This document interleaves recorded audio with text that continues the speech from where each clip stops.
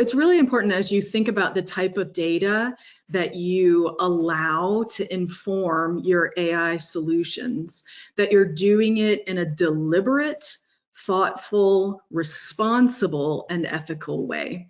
And we think about AI governance in 4 big pillars. The first one is people.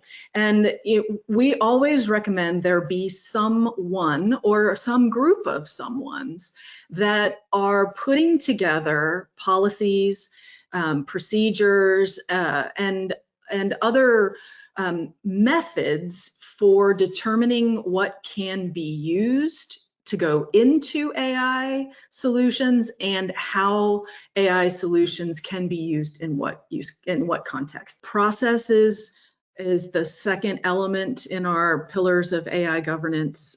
So when we talk about process, we're talking about the activity of evaluating the benefit and assessing the risks, and then putting it through the balance equation and understanding if that's a use case or a data element that you want to consider.